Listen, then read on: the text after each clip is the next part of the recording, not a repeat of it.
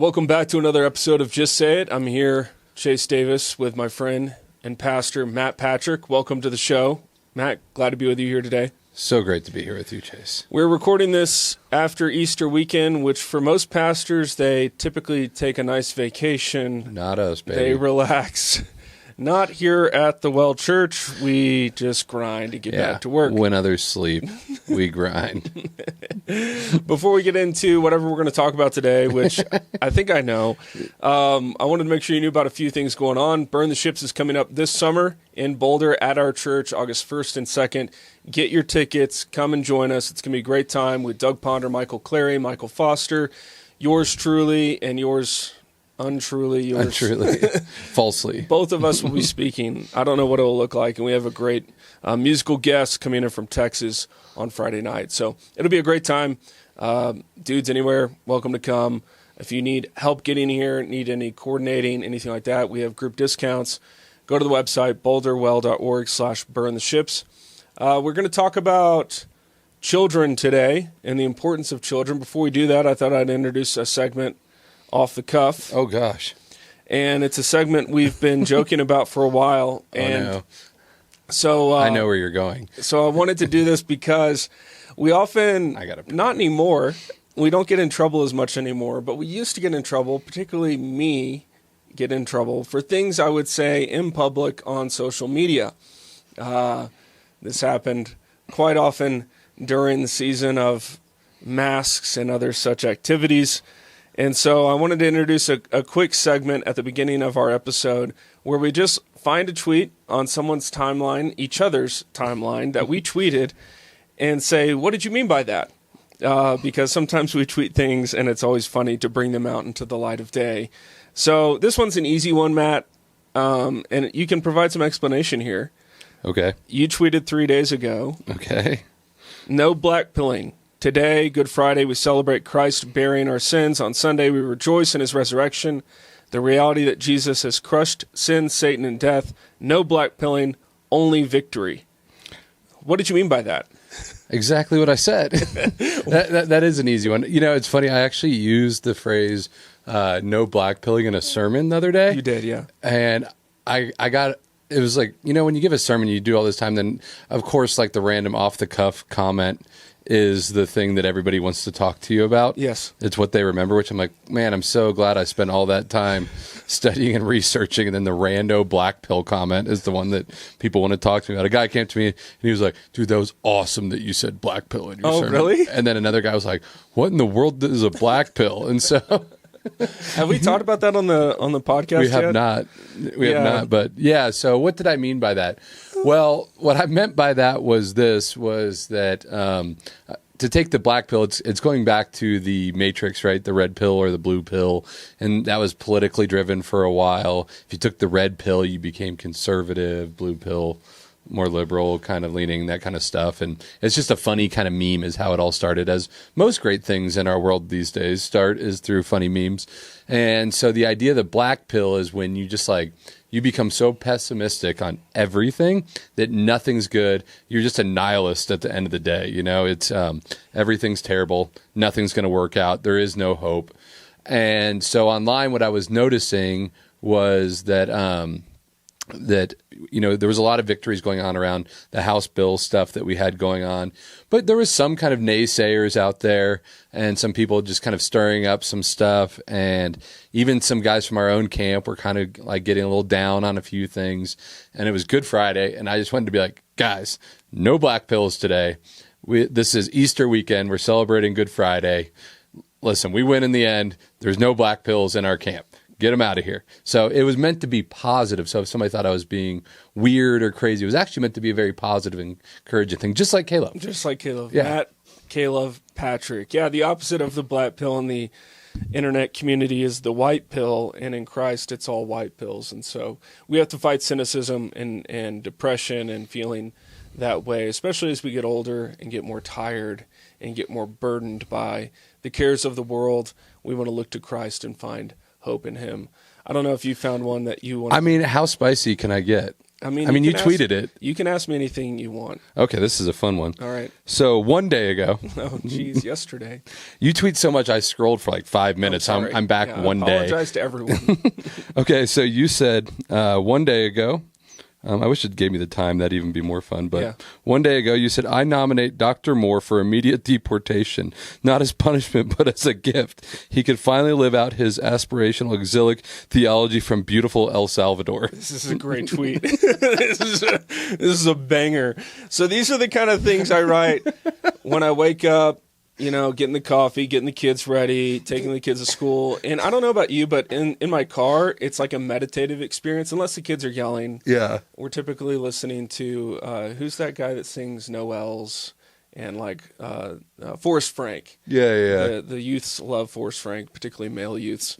Anyways, so I'll drop the kids off and then, finally get a chance to breathe. And then the thoughts come. And so there's a lot of talk about deportations. Honestly, there's not that many right now, which is a tad bit disappointing in the judicial kind of interference, but I won't get off on that. I thought it was funny because Russell Moore is a known accuser of the brethren. He is a known snake in the camp. And, he's the editor-in-chief for Christianity Today. It's funny when I bring up Russell Moore at our church, a lot of people don't know him. That's always a good reality check when we talk about things online. Because a lot of people, like you mentioned Black Pill, Russell Moore, people in our church, they're just trying to make ends meet and love God. And we're out here putting out tweets about black pills and deporting Russell Moore. Yeah. We're like, it makes us go, when people go, what's wrong with you? Like, a lot. That's why God kept us close by calling us into ministry. Yes. So, there's a lot of talk about, apparently there's some guy in Maryland that was a member of a gang that's being deported to El Salvador. El Salvador's a known, now it's like a place where deporting criminals, he's taking them in. We're not going to get into the politics of all this. So it's a very complex, it's like a diamond tweet. And it's, in terms of the complexity, and really Russell Moore's Anabaptist theology, not Baptist theology, Anabaptist, is very much just like, oh, my home is not in this world. Why should we care? He seems to care a lot about the things in this world for someone who says he doesn't care about this world and his nation. So it was a beautiful, beautiful tweet. Yeah. It was huge. It was huge. If you have other suggestions, if you have tweets you would like us to read on air and explain the context and the meaning behind them, we know that they're like riddles. They're kind of like puzzles that you have. Yours are. Mine are usually like, don't do that. Yeah, they are. We'll try to keep doing that, or maybe we won't. I don't know. You'll have to tune in next time. But today we're going to talk about children, the blessing of children. We live, and just to kind of set the context, we live in a city that's really representative of a secular culture writ large, where children are not valued. A lot of people are choosing to forego having children who are married. We have a lot of confusion on marriage. Now we have people who claim they're married, and then they'll buy children via surrogacy. We could get into all sorts of things, but basically what we're seeing internationally and both nationally in America and then locally here in Boulder is there's a decline of families that have children, not just even large families, but just having children at all. And locally, a lot of times if you have kids in Boulder's not necessarily known for its, being family friendly, especially with a lot of other activities that go on here. But, the most children we have in town are typically on campus, and they're under the age of 21. And so we wanted to talk about why children are a blessing. I think many Christians get confused on this. One, because they feel pressure from culture about having kids. So if you go out to eat in Boulder, or you're part of anything in Boulder, it can be hard to connect with other families, find kind of, you may go to a restaurant and they would be surprised that you need a high chair if you go out to eat.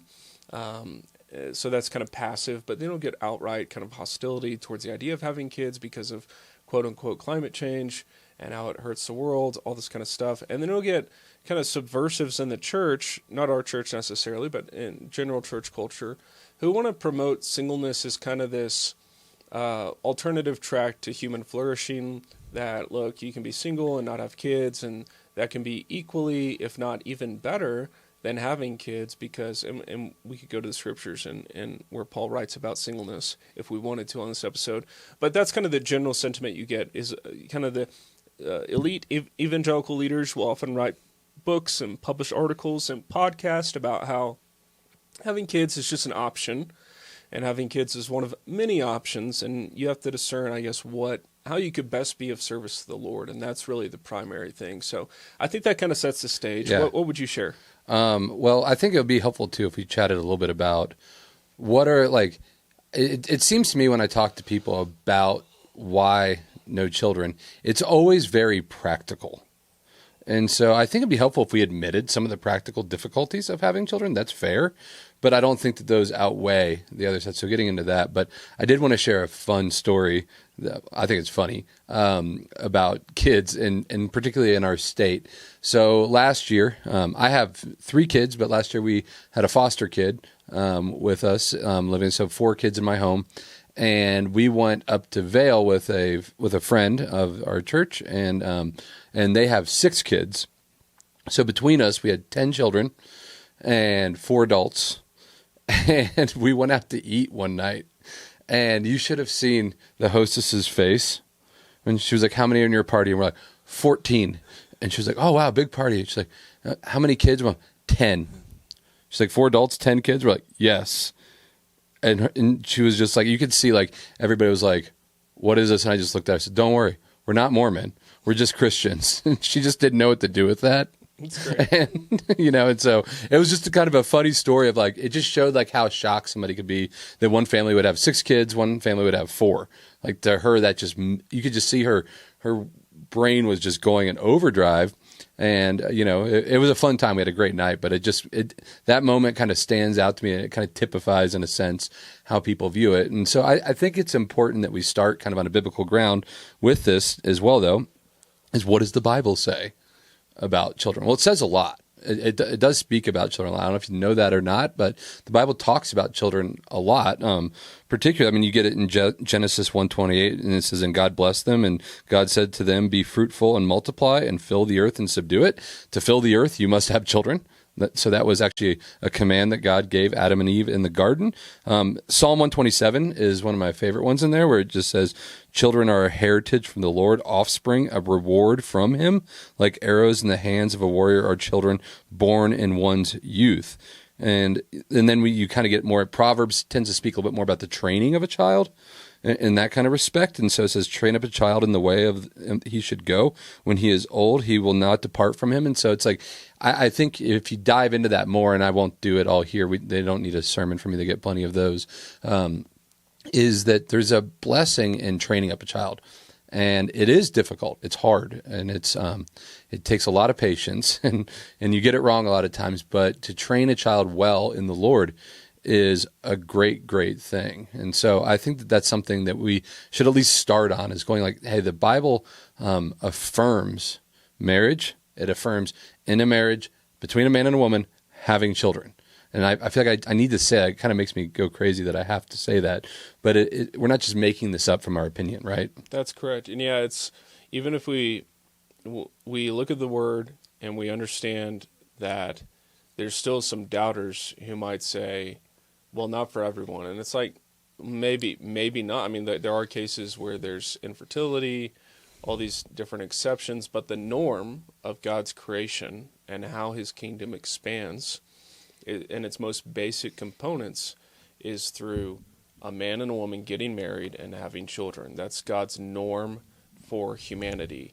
And so if there's a norm laid out in Scripture that a man and a woman get married and have children, we should be very slow to try to subvert that, undermine it, nuance it to death. That's just the norm. That's how things go. If we wanted to speak culturally, and just kind of in terms of demographics and population, we see that the birth rate in the United States has decreased like threefold. It used to be, it's really dramatic. It was way above replacement rate, and just so happens in the 60s when abortion and widespread birth control was introduced, the population decline started. From there, it kind of fell off the edge. And so now America is below replacement rate. And so that means really bad consequences later, because you're going to have it's like Japan, you're going to have an older population that isn't getting married, isn't having kids. What's interesting to me is that this is not just a tension to be managed. No, it's a problem to be fixed. It's a problem, and it's a very easy problem. And actually, that's a very fun problem. It's a very fun problem. Like you do what married people do that God designed in a covenant marriage, and then you have children. It's a great thing. It's a wonderful thing. And yet there's a lot of challenges, like you highlighted. One, people will highlight, this is a common one, and anyone that has kids knows how to debunk this easily, but a common one with married couples will be like, we're not ready yet, either because they want to have fun, or they don't feel like they've got enough money, or whatever it may be. So what's some practical advice you would give to those things? Yeah, you're never ready. Yeah. There's things in life that you will never be ready to do. You know, I do a lot of premarital counseling. We do a lot of that in our church for people. And one of the things that always stands out to me in that is I'm talking to these couples and I'm telling them things and they're nodding with me like, yeah, I know what you mean. And I'm like, no, you don't. And when the Bible talks about a man and woman coming together, it is actually a mysterious thing, like the mingling of these two souls becoming one, the biblical language laid out there. And there is something that happens that changes the dynamics of the relationship in a marriage. And though they might look at me and say, I know, I'm like, you don't know. Let's follow up at like 3 months and then 6 months after you've been married. And almost every time they're like, man, I didn't even know what I didn't know. And that's the same thing with having kids. And, you know, what I always tell couples about, particularly the money thing, because I get it. It's like, I want to provide well. I think men really feel this tension. Ladies generally want to like nest and get all the things that are there. And there's so much stuff that you're supposed to buy now, which you don't even need 99% of those things. Like I would say that, but it's great if you can get it. But what I would say is this: if you're like, man, I'm just financially not there. The beauty of children is this: when they're small, especially, they could care less how poor you are. They don't even know. I think back, there was a time period, a very short period, where my mother and I lived in a car together, and I thought it was cool. Like, I thought it was neat, you know, because she had a Fiero. If you don't know what those are, they're red. They kind of look like a DeLorean. Oh, wow. Yeah, so I called it the red race car. I was like, I live in a race car, you know? Like, that's amazing. Like, I thought it was cool, you know what I mean? Like, and so kids could care less, you know, how much money you have and all of these like accoutrements that you have in your home and all of these things. And yeah, you want to be wise, but I don't have the stats in front of me, but I remember reading that we can actually see the financial position of people that have kids is that per kid you have, you tend to make more money. You tend to, because you have to figure it out. Right. And that's just part of life, right? Is you going out into the workplace, figuring out the husband being the primary provider, and figuring those things out and doing what they got to do. And that's a good and right thing. Like there's nothing better than, you know, a Christmas and giving your kids some presents and that, you know, you worked hard for, and them enjoying that time and worshiping the Lord together and all of that stuff. And so I would just encourage people when they're worried about like the whole entire, money side that like, listen, they're expensive. You're never going to have enough money. That's just not how it works. Right. But you figure it out, and it's worth it. On the kind of we're not ready side, I would just say this. I would say, yeah, maybe you might feel that way, but I will say, and I'm going to speak pretty bluntly here, I talk to a lot of people who are like, man, I waited too long once they had kids. I was talking to a woman from our church not that long ago who has some great kids now, and she was like, man, I really wish I would have had kids earlier because I'd love to have had more. Like, I didn't know until I had these children that this is what I was made to do. And she's like, I don't think I could have known that until I experienced it for myself. Yeah, there's kind of this, for our generation, millennial and younger, and even Gen X, there's kind of this fantasy land we want to live in where, you know, we graduate from college, we get married, and then we wait, you know, 5-10 years to have kids. And, you know, it's fun to talk about these things because when I was that age, I didn't necessarily like know what I know now, right? And so no one ever told me, and if they did, it probably fell on deaf ears, honestly. Like, you should have kids like pretty soon after you get married.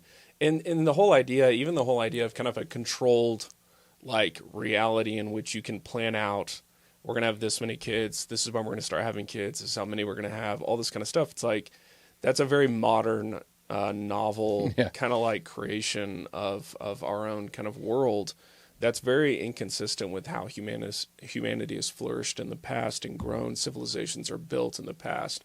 And of course, we could get into, there's so many topics around kids regarding childbirth and IVF and all this stuff. I don't know where you want to chase the rabbit on any of that, but I just want to say clearly for our church, it's very good to get married. God designed that.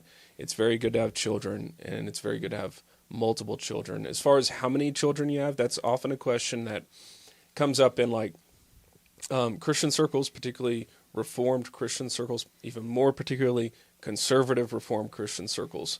And so the Catholics write a lot about this. Protestants don't as much, because it's people like to talk about that topic in a very like hushed tones and very diplomatic, which is totally understandable. As a pastor, we want to be pastoral to people. We want to be a good shepherd. We want to understand them. So I don't think there's a hard number we can say. The Lord saith, you shall have 7 children, because that is the number of perfection. If you want to do that, go for it. Fantastic. God bless you.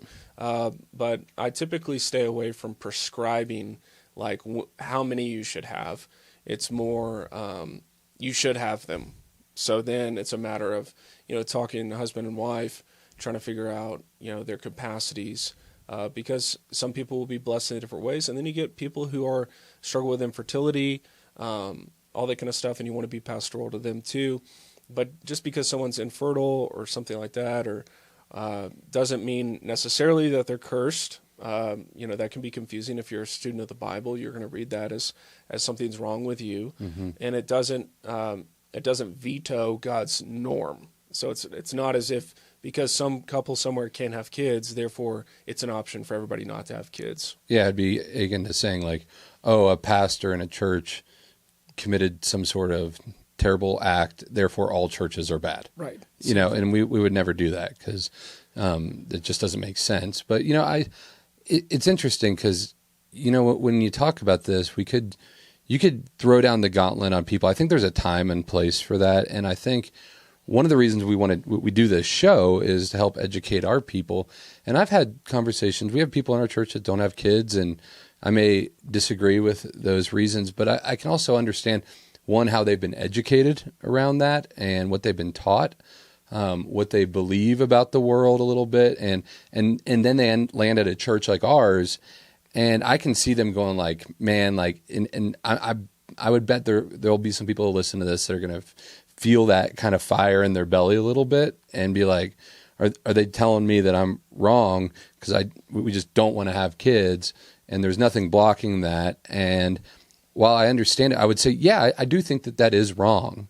I also am willing to pastor you and shepherd you and be with you on that. And I think we have to touch on this. Probably the biggest motivator behind it isn't money, isn't not ready yet. It's actually how I'm gonna put it in 2 spheres. And if you want to go a different direction, we can go a different direction. But I think there's 2 spheres. There's a very spiritual one, and then there's another one that I think is closely tied. They definitely overlap, but it's this idea of career, particularly with ladies. And I know that that's controversial to say, but the reality is that most women, once they have children, they do want to stay home with the kids. Like they do, like, and that's good. There's nothing wrong with that. I hate that we have to apologize for that, or that we talk about motherhood as like a second-rate job, that it's not as high on the podium as like, I almost said totem pole, which you're not going to say that anymore.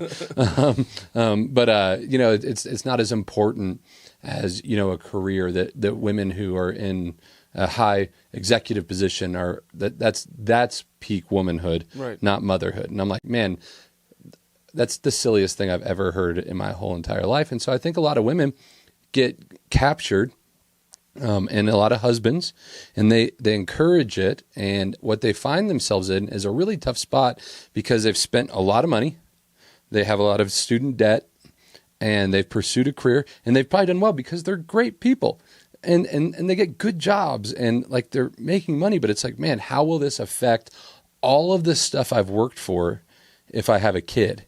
or like I have a certain level of living. And I think that's a reality that people face in Colorado and Boulder particularly, is it's very expensive. Can I even live here on one income? I like living here. I don't want to move. How am I going to make that work? Those are all real tensions. And I think that that's something that husbands and wives really need to sit down and have honest conversations about and go, when we're sitting there in our 50s and 60s and our friends have grandkids and we don't, or, we're just now, having kids, which is wild to me, but that happens a lot in our city. It does, yeah. What are we going to think about that? Right. What does God think about that? I think that those are fair things, and I'm not trying to be harsh on people there. But the other side, the spiritual side, and I'll preface it, I'll let you talk about it a little bit, but would be this, is like you talked about in the 60s and 70s with the rise of birth control and abortion and all of these things, but also kind of like feminist movements and all of these things that happen. What does the enemy hate the most? God's people and God himself. And so what a great tactic to convince people to not have kids. To literally, I would say population decline is a goal of the enemy. I agree, yeah. It's anti-human. It's anti-creation. And anywhere you see those kinds of things, you can see the devil at work. And that's what's going on. And it gets taught in the universities, and that's upheld into that system that I was talking about with how my career becomes that. Yeah, absolutely. And unfortunately, it also gets taught not only in the universities, but many churches and seminaries as well. So the pastors are trained that, okay, if we have a population, and they frame it under being missional and contextual, we have a population that's single, mobile. If they get married, they don't want to have kids. So how are you going to, instead of challenge them or show them the beauty of God's ways, if you want to frame it positively, how are we going to contextualize, or how are we going to, well, they're going to end up baptizing secularism and saying, no, it's good that you're single because now you can serve more at church, or, you can go on the mission field, or. Yeah, talk about singleness a little bit. That's an interesting one. Yeah, singleness is an interesting one. It would be fun to pull up the scriptures because I've taught on it before at the Well, and maybe we should take that sermon offline. Yeah, maybe we should do a whole podcast on singleness. Yeah, because it there's books written on the gift of singleness and this kind of thing. And I actually had a young man at our church come up and ask me about eldership and if elders have to be married, because there's prescriptions for ruling your home and the qualifications for elders. And so that would imply that the elder is married.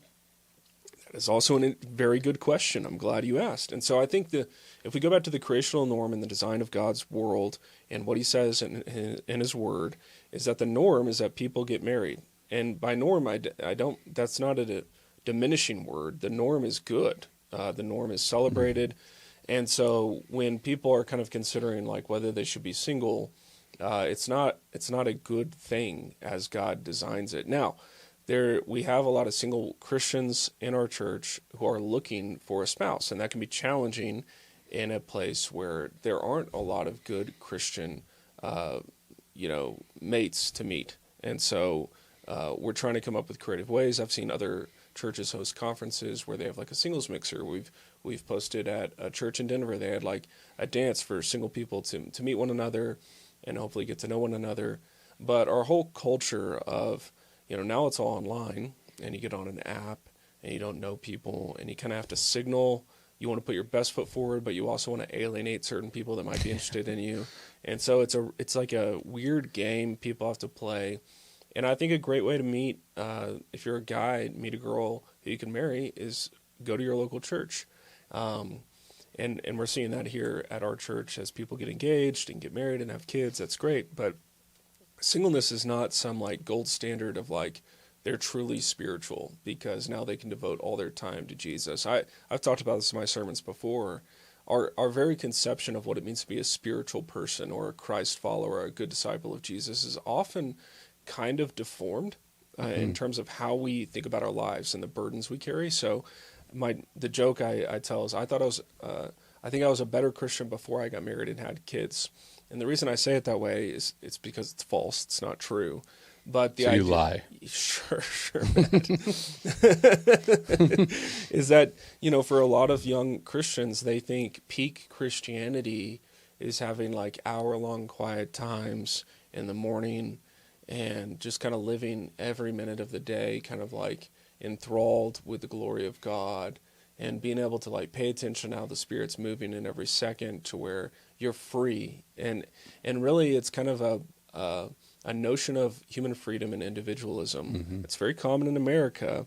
That's been, spiritual language has been put on top of it to justify it, where we can live this unburdened life free from unchosen bonds, where we're just spiritual beings and we just kind of roam the earth as spiritual beings, a very ascetic lifestyle, if you know that word, where it's like you're totally detached from material concerns. You don't, and then all of a sudden you get married and have kids, and it's like you become very concerned with material concerns. That can become bad, but you become concerned with your duties, what you should do as a father. You should provide, you should lead, you should protect.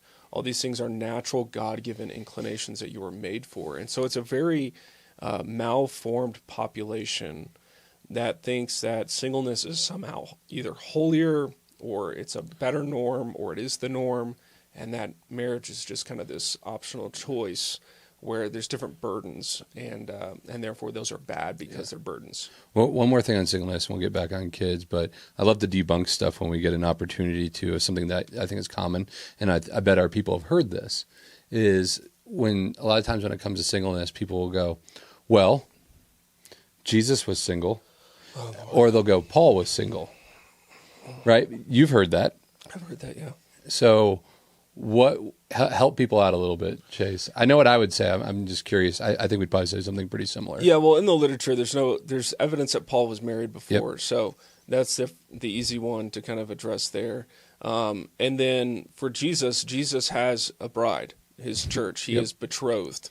And so this idea that Jesus is single is false on its face from all the biblical evidence. Of course, when he was on earth, on his mission to the cross to rise from the grave, he was not married as we understand marriage, but he had a mission to win his bride, his church. And so because he is God and man, he had a particular calling. And because we are not God, we are just men, we have a unique calling under his lordship. And so, yeah, it's a falsity. It's constantly thrown out as kind of a justification for singleness and why it's good. Good. Yeah. I just wanted to put that out there because I could see a comment coming in the comments. Single. Yeah. So just deal with that now. That way we know. By the way, if you ever leave a comment like that and we know you didn't listen to the whole podcast, that's always my favorite. That's great. Back to kids. So we've kind of covered that it's biblical, it's good, it's right, it's normal. It's the biblical norm. There are cases outside. There's tensions in culture and society. So a couple's out there, they're going, wow, we should have children. It's a great endeavor, but as a father yourself, and I'm also a father, what's that journey? Just share a little bit the journey of parenthood and what that's done to you and your relationship with God. Yeah, that's a great. I mean, I kind of got into it, but it's really interesting, particularly as a pastor and as a husband and a father. But I'm thinking particularly as it relates to the church and church involvement. So when I first started out in ministry, I was married but didn't have kids yet.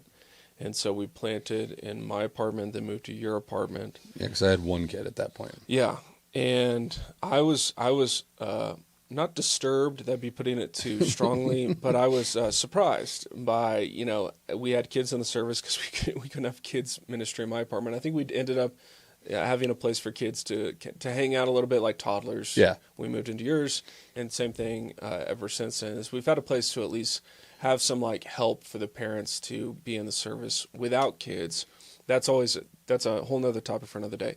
My point being, when I first started out in ministry, it was very surprising to me how disruptive, children are. Mm-hmm. And my expectations as a pastor back then were way too high for what families could bear in the life of the church. They were also fairly common and a lot of evangelical kind of ministry expectations.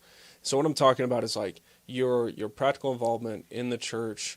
A lot of churches will put burdens or expectations on their congregants to be part of a group, and another group that's maybe demographic specific, like you're part of a Bible study or a small group or a missional community or discipleship group. You're part of a men's ministry, and then you serve on the worship team or in the kids ministry at church. And all of a sudden your schedule fills up. And I remember I was leading missional communities. It never really worked out for me when I was leading them. We can talk about that another time. But anyways, we would have families that had kids around my age now, where they were, between the ages of 8, 15, somewhere in there. And they had sports and band and all these after-school activities. And I was always like, no, you should prioritize the church, and prioritizing the church means you come to missional community.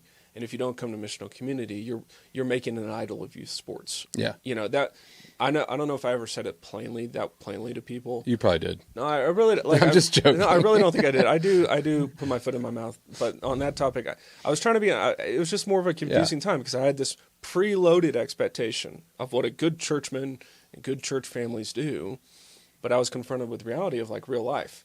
And now I'm in that, where it's like every night, just like you, there's youth sports.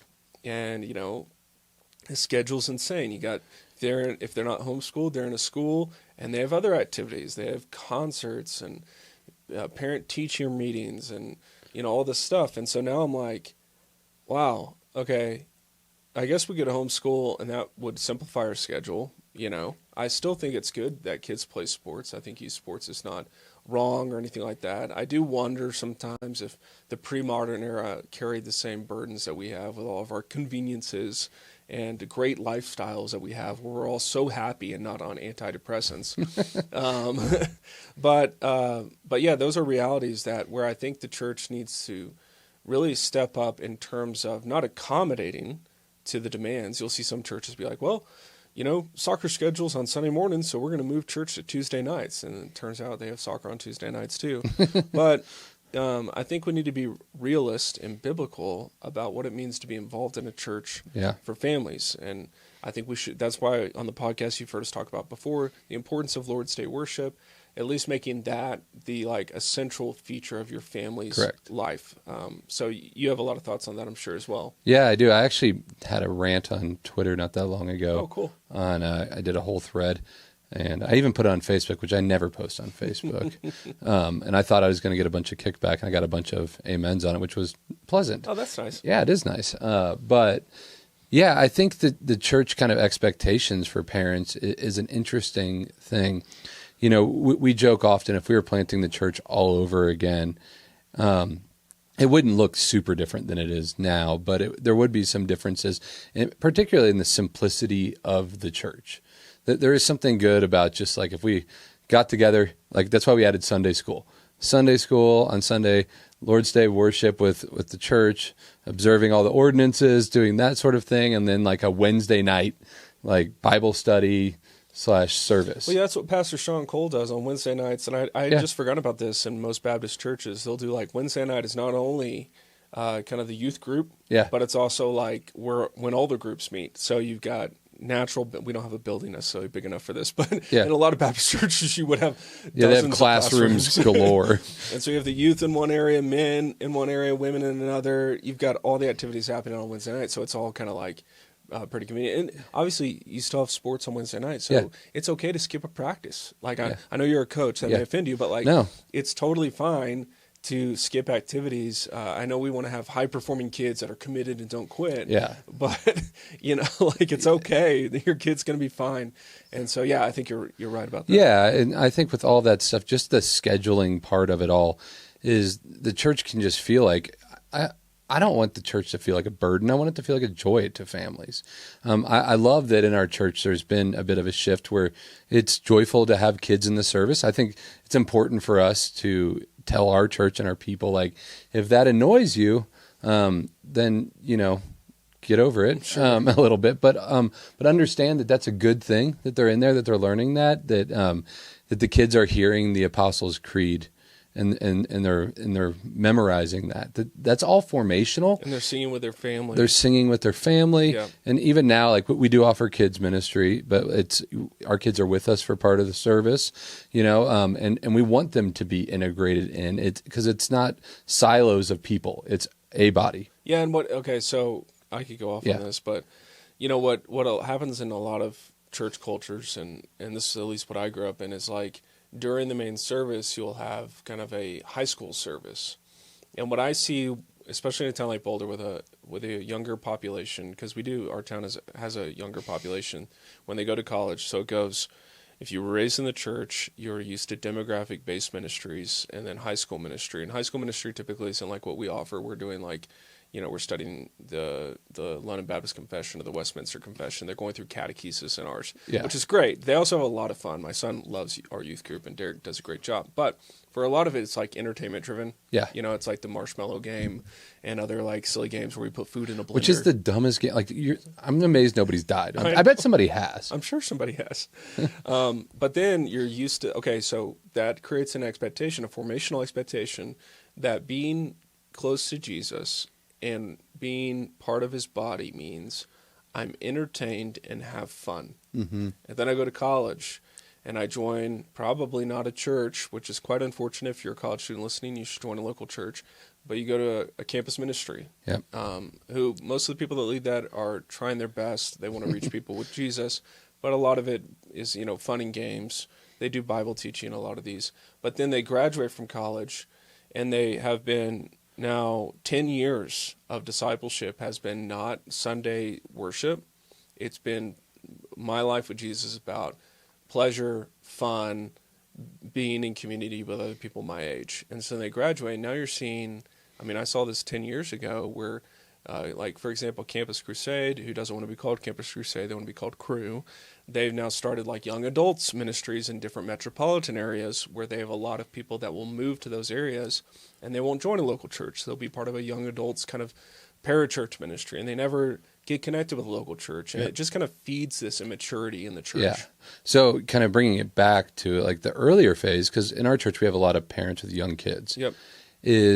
I would say, like, if you make the decision, you're obeying the Bible, you're going to have kids, the pressure on you that you feel is good, but you need to think about it formationally for your children. What's going to be the best way to form them so that they love the Lord, so that they know the truths of the gospel? And so it's just thinking through things like family devotions.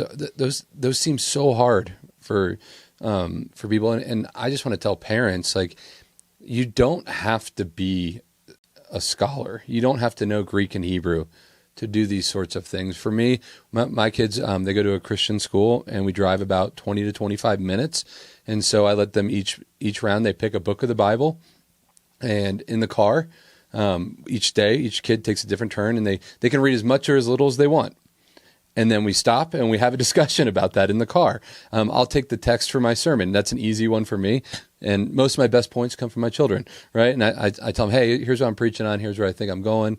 Doing those things with your family in the car. There's ways that you can do it that I think but you do need to be intentional about it. It's not just going to happen. And when you start building these rhythms, these things in, I think what you start seeing is that, You see what really gains traction with your children and where you really see some great wins, and it helps you prioritize the right things. So like we were talking about youth sports. I coach 2 baseball teams currently. And, the reason I got so involved was because I saw how much it would interfere with our family's worship. And so I said, I'm going to get involved on a board level, a coach level, and I'm going to reshape this for Christians. Now, I understand not everybody's going to go do that. Right. But like if you're really committed to your kid, my son loves playing baseball, and that's what he wants to do. But he also loves the Lord, wants to worship God. So I worked really hard here in Boulder, working with our Little League to get stuff off of Sunday. And we don't do things on Sunday anymore. Right. Tournament ball is a little bit different, but I run that team and I try to find things where it's separate from that.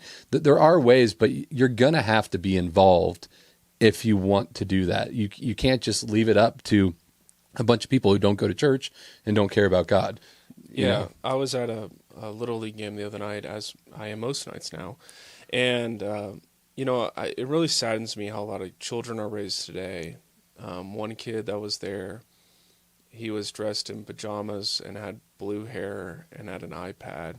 And he was in kind of one of those hammock chairs that, they're pretty comfortable. And he had like a Minecraft blanket. And he wasn't participating with the family. He wasn't watching the game. he was just tucked under his blanket in his chair on his iPad. He was barefoot too. That was weird. Yeah. But I don't mean that to demean the child. I mean to say that that's not abnormal to see children who are almost raised in kind of a feral situation, because so many parents have been brought up in this expectation that children are a burden, and once they get in school, thank God the state can take care of them. I don't have to. And then, oh, look, the screen can occupy them so I can have some me time. And so we have a total avoidance of our responsibilities a lot of times. Now, I get parenting is challenging, and sometimes you just got to put on a movie so that either you can connect with your wife or just get a moment where they're not asking you for a snack. So, like, I get it. But I think we as Christian parents and we as Christian families need to do a much better job of celebrating and not complaining about having kids and what a burden they are. It's very easy, especially for our generation, to be cynical and make sarcastic jokes. Yeah, and, no black pills. Yeah, right. Exactly. And I think it does not do anyone a service when we're constantly going, oh, woe is me. Being a parent is so hard. That's teaching people who are not married yet or younger in their marriage that... Well, and kids listen. Kids do listen, yeah. And so they end up believing that, well, I guess I'm just annoying my parents all the time. And that makes me, I mean, even saying that out loud breaks my heart, because I know that I never want my kids to feel that way, even though they probably do. Yeah. Because they do need to be quiet sometimes. Yeah. But, that's not how we want to talk about parenthood. And unfortunately in the church, it's very common for people to complain. There's a good way to share your burdens, your challenges. I'm really tired. And I feel a lot of sympathy for those with newborns and how little sleep they get. So this is not to say just shut up, don't do any of that. But like, we need to be celebrating the blessing of families and children. Yeah, I won't get into. I have a whole thread on this on Twitter, actually as well. Another one. Yeah, another one.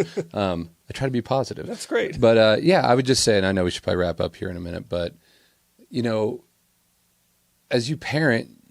Like, here's one of the biggest lessons I've learned, and I try not to give parenting advice a lot to people because it's kind of annoying when you have if you're like pregnant right now or you're gonna have your first kid, everybody's gonna want to give you the latest and greatest book and everything. I'll give you a few tips here. One, if you look at the family and you don't like their kids, don't read that book. It's very simple. If you find people that you want your kids to be like and figure out what they're doing. And watch and observe and read the things that they're reading. That's a great thing. But I think one of the things, like speaking to like the kid at the iPad and stuff, is I think that's actually a training thing, and that's when parents get lazy. And a mentor of mine told me a long time ago, and it always stuck with me, is what you don't train for now will be harder to retrain later to get right. And so it's things like, I think about it, having conversations with my children. I've got a teenager who's about ready to drive, which is wild to me. And we're having conversations, her and then her brother and even her younger sister, just about expectations for what you wear to church. Right. Like, we don't wear hoodies to church. There's places we do things, but you have to explain these things to our kids. Right. And when we go in public, this is how we do things. Like, take your kids out to eat and use that. It's going to be hard. Yeah. But you have to train our kids. This is part of being a Christian parent, is training great kids. I want greatness for our kids. There's nothing wrong with saying I want my kid to be great. Yeah, there's some great stuff on there too, because each family is going to have different expectations, and it can be really challenging. We're not this small, but in like smaller churches, like 40 people, a lot of Christian families who think they're doing really good can kind of lord it over others. And if you don't follow their way, that they kind of made up, then and that's fine. Honestly, it's kind of you have to make things up. They then look down on you or say what's wrong with you. But a great example of this is, and you'll like this because this relates to baseball, and I think it's okay I'm sharing this. Joe Rigney was a guest on our podcast. Yeah, and his son plays baseball too, and it's very popular right now to get kind of the mullet haircut, right? Yes, and so Joe's son wanted that haircut. And Joe was like, absolutely not, over my dead body. And I was like, that'd be fun, though. I mean, like, it's kind of vibey. It's kind of like exciting. Very synthwave-esque. Yeah. And Joe was like, the way he taught his kid was, we're Rigneys. That's his last name. We're Rigneys, and that's not how we present ourselves to the world. And so not just from a church level and what you wear to church, but even as a parent, you can say, this is not who we are going to be. you carry my last name, and that means something. And so that this is how we behave as the Davises, the Patricks, whoever it may be. This is how we behave. Yeah, no, that's a great point, because that's actually the conversation that we have with our children. Every parent knows this. You pull up somewhere, you're going to a party or somebody's house, and there's going to be other kids there, and you get kids together, and they just get wild. It's what they do, and we all did the same thing, you know. And so when we pull up, you know, you have the parent-kid talk in the car. Before you get out of the car, you're like, hey, we're going to this thing. And with our family, it's like, you're a Patrick first, right? Like, and this is how we expect you to behave. We can't control what other people do, but this is how we're going to do things.